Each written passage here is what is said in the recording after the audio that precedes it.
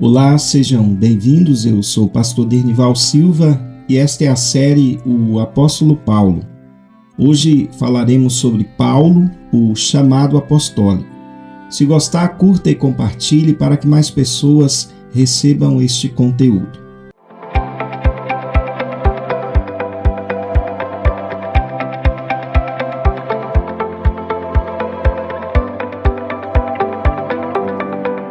Paulo, o chamado apostólico.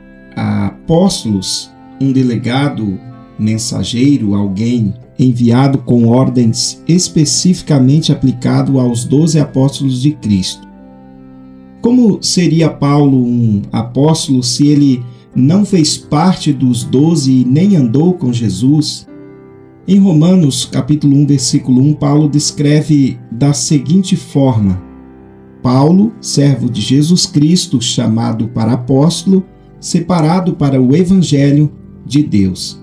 Examinando este texto, temos Paulo, servo, de escravo dedicado ao próximo, chamado, de convidado designado, selecionado divinamente para ser apóstolo, separado de outros homens pelo estabelecimento de limites ou uso de critérios no bom sentido, separar para algum propósito. Hoje é mais que evidente que Paulo foi escolhido por Cristo como apóstolo, mas defender tal autoridade na sua época diante dos demais apóstolos não foi tarefa fácil. Pelos relatos bíblicos, ser um apóstolo na igreja primitiva não era como temos visto nos dias de hoje, onde muitos pastores se autodenominam apóstolos e outros são escolhidos por algum motivo particular ou mérito. Assim, nos dias de hoje, muitos daqueles que são chamados apóstolos classificam-se maiores do que aqueles que são pastores. Não vamos entrar aqui na questão dos apóstolos atuais, se os são ou não são, pois cada um há de dar conta a Deus pelo chamado que realmente recebeu, ainda que verdadeiramente creio que ser chamado apóstolo nos dias de hoje não faz alguém melhor do que um pastor ou missionário. A questão é que quando falamos do apóstolo Paulo, pensando nos dias de hoje, onde vemos uma igreja que qualificam apóstolos e bispos maiores que pastores em suas liturgias eclesiásticas, creio que fazer tal diferença é totalmente desnecessário e muitas vezes tem gerado na maioria dos que receberam tal título um sentido de grandeza. Se ser apóstolo é ser maior que um pastor nos dias de hoje, imagino que Jesus é o bom pastor. E acaso seria ele menor do que seus apóstolos? Com certeza não. Entendo que nos dias de hoje, quer se chame apóstolo, bispo, missionário ou pastor, tenho para mim que estão dentro da mesma autoridade de líderes da igreja, distinguindo somente dos presidentes ou fundadores de seus ministérios nas questões eclesiásticas à frente de determinadas igrejas. Mas quem eram de fato um apóstolo na igreja primitiva e o que eles faziam? No grego clássico, apóstolo é um mensageiro, embaixador, alguém enviado em uma missão. Ao que vemos, está qualificado como um missionário, pois o missionário também é enviado com a missão de levar o Evangelho e fundar igrejas. Os apóstolos ficaram como líderes da igreja do Senhor e desempenhavam o papel de um pastor missionário que fundavam igrejas, cuidavam do povo e fazia a obra missionária. Os apóstolos estavam encarregados de orar pela igreja e ensinar a palavra de Deus. Assim eles estavam livres de serviço que os prendessem em um determinado lugar. Por isso, em Atos, por exemplo, vemos que os diáconos foram instituídos para cuidar das visitas, do sustento das viúvas e de toda a parte social. Eram os diáconos que visitavam as pessoas para verem suas necessidades e não necessariamente os apóstolos. Mas na igreja primitiva, somente aqueles que andaram com o Senhor Jesus e o viram fazer sinais e também o viram ressurreto poderiam alcançar tal posto, conforme está descrito em Atos, no capítulo 1, versículo 21.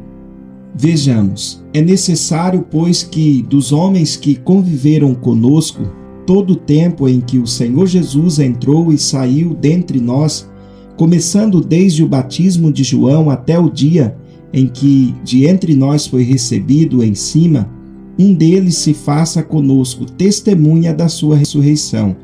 E apresentaram dois, José, chamado Barsabas, que tinha por sobrenome Justo, e Matias.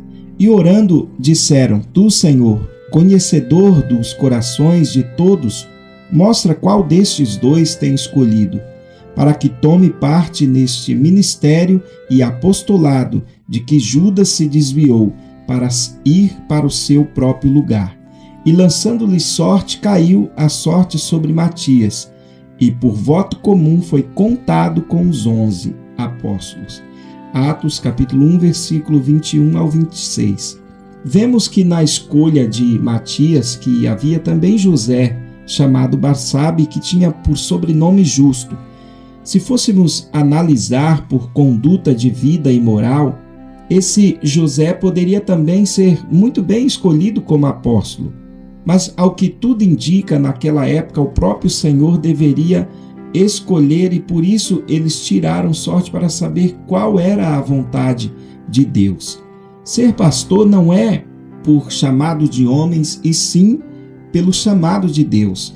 Ainda que alguém seja ungido como pastor, se Deus não deu tal chamado, isso será visível em sua vida. Quando falamos do apóstolo Paulo, Paulo recebeu o chamado para ser apóstolo diretamente do Senhor Jesus. Isso ficou mais que provado em sua vida e ministério. No entanto, demorou para que ele recebesse dos apóstolos de Jesus tal credibilidade, por conta do homem que ele foi antes, e porque ele também não tinha andado com o Senhor, conforme vimos agora no versículo anterior, que dependia desse fator para essa escolha. Ao que tudo indica, passaram cerca de 14 anos para que Paulo fosse realmente reconhecido por eles com tal autoridade. No entanto, Paulo já sabia de seu chamado, ele sabia que com certeza foi o Senhor Jesus Cristo que lhe apareceu na estrada de Damasco. Devemos entender que Jesus fez outros discípulos, mas somente os 12 foram chamados apóstolos, por terem o acompanhado em seu ministério até o dia em que ele foi traído por Judas e entregue à morte. Em certa ocasião, 70 de seus discípulos saíram pregando, expulsando demônios, e depois alguns desses mesmos discípulos o deixaram. O fato é que dos discípulos que andaram com Jesus e se tornaram apóstolos, receberam do próprio Senhor esse chamado e andaram sempre com ele e o serviram até a morte. O único que se perdeu foi Judas, o filho da perdição. Além de Paulo e Matias, ao que tudo indica pela palavra, Barnabé e Tiago, irmão do Senhor Jesus, receberam também o apostolado. Os apóstolos também estavam incumbidos, de certa forma, de relatar o que Jesus fez, deixando por escrito os livros e cartas que temos hoje como a Nova Aliança ou o Novo Testamento. Isso também é uma das provas do ministério apostólico de Paulo. Ele escreveu 13 cartas: Romanos, 1ª e 2ª carta aos Coríntios, Gálatas, Efésios, Filipenses, Colossenses, 1ª e 2ª carta aos Tessalonicenses, 1ª e 2ª carta a Timóteo, Tito e Filemão. Muitos estudiosos atribuem também a Paulo a carta aos Hebreus, principalmente devido ao contexto literário e à fala que encontramos no livro. Outros, porém, objetam que não. É muito difícil dizer, mas eu leio Hebreus e identifico muito que tenha sido o apóstolo Paulo ou alguns de seus discípulos relatando seus discursos. Ainda assim, mesmo que não comprovem sua autoria no livro de Hebreus, Paulo continua sendo o que mais escreveu no Novo Testamento. E mesmo o livro de Atos, escrito provavelmente por Lucas, fala mais de Paulo do que qualquer outro dos apóstolos. Hoje, não precisamos contestar tal apostolado, já que, como vemos, o próprio Paulo revelou ter sido chamado como apóstolo pelo Senhor Jesus para pregar o Evangelho, conforme Romanos 1, versículo 1. E também a sua vida, suas obras e ministério são provas evidentes de seu chamado apostólico. Ainda nos dias de hoje, o chamado apostólico é contestado por muitos pastores. Particularmente, creio que alguém ser chamado apóstolo, bispo, pastor ou missionário não vai garantir sua entrada no céu, mas suas vidas e ministérios coerentes, isso sim. E Paulo cumpriu com êxito o seu papel. Gálatas capítulo 1, versículo 1 diz: Paulo, apóstolo, não da parte dos homens, nem por homem algum, mas por Jesus Cristo e por Deus Pai, que o ressuscitou dentre os mortos. E também em Gálatas capítulo 1, versículo 12 diz: Porque não recebi nem aprendi de homem algum, mas pela revelação de Jesus Cristo. Sobre o seu chamado apostólico, Paulo diz, lá em Gálatas, capítulo 1, do versículo 13 ao 24. Porque já ouviste qual foi antigamente a minha conduta no judaísmo, como sobremaneira perseguia a igreja de Deus e a assolava, e na minha nação excedia em judaísmo a muitos da minha idade, sendo extremamente zeloso das tradições de meus pais. Mas quando aprouve a Deus, que desde o ventre de minha mãe me separou e me chamou pela sua graça, revelar seu Filho em mim, para que o pregasse entre os gentios, não consultei a carne nem o sangue, nem tornei a Jerusalém a ter com os que já antes de mim eram apóstolos, mas parti para a Arábia e voltei outra vez a Damasco. Depois, passados 3 anos, fui a Jerusalém para ver a Pedro e fiquei com ele 15 dias e não vi a nenhum outro dos apóstolos, senão a Tiago, irmão do Senhor. Ora, acerca do que vos escrevo, eis que diante de Deus testifico que não minto. Depois fui para as partes da Síria e da Cilícia, e não era conhecido de vista das igrejas da Judéia que estavam em Cristo, mas somente tinha ouvido dizer: aquele que nos perseguiu anuncia agora a fé que antes destruía, e glorificavam a Deus a respeito de mim. Que relato maravilhoso esse do apóstolo Paulo, como vemos evidentemente a marca do seu chamado em sua vida. Cristo, em seu propósito, chamou Paulo como apóstolo para levá-lo às pessoas e lugares que mesmo os seus discípulos, Pedro e os outros, não estavam preparados para ir. Digo isso não pela espiritualidade deles, mas porque Paulo, por ser cidadão romano e judeu e ter nascido em outras terras, agora compreendia o quanto todo ser humano é especial para Deus. Ainda que a pessoa não seja um judeu e nem mesmo circuncidado, o apóstolo Paulo entendeu rapidamente que Cristo queria que o evangelho fosse levado aos confins da terra, a saber, a toda a humanidade.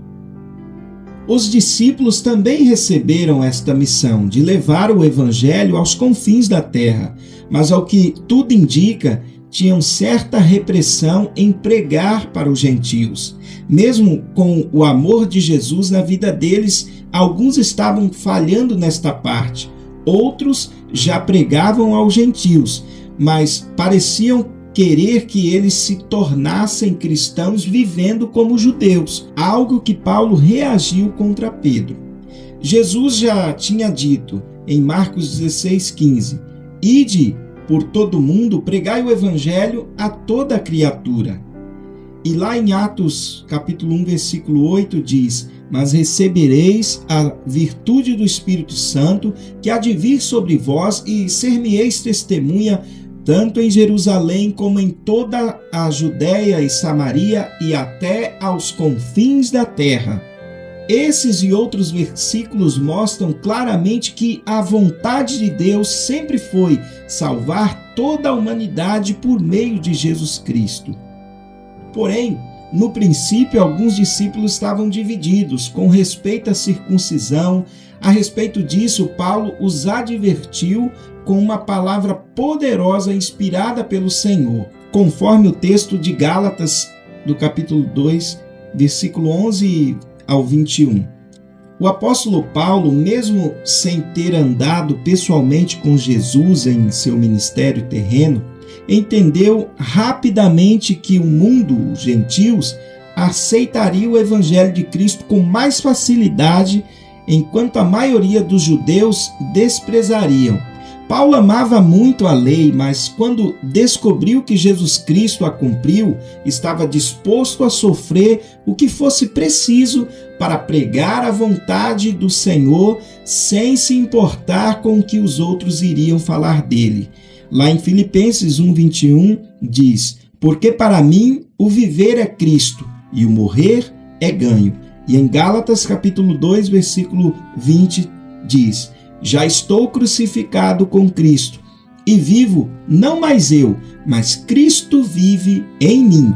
E a vida que agora vivo na carne, vivo-a pela fé do Filho de Deus, o qual me amou e se entregou a si mesmo por mim. Que palavra maravilhosa Paulo nos fala essa em Gálatas 2:20. E assim, amados, nós ficamos por aqui, com mais esta mensagem, com mais este estudo, essa reflexão sobre a vida do apóstolo Paulo. Hoje nós falamos sobre Paulo e o seu chamado, o chamado apostólico. Essa série ela faz parte do livro que Deus me deu, o livro intitulado Bom Combate, a Vida do Apóstolo Paulo. Não trago aqui todos os detalhes do livro, mas os melhores detalhes deles estão aqui nessa série. E no próximo episódio eu vou estar falando sobre o pregador dos gentios, Paulo, o pregador dos gentios. Que Deus abençoe a todos, em nome de Jesus.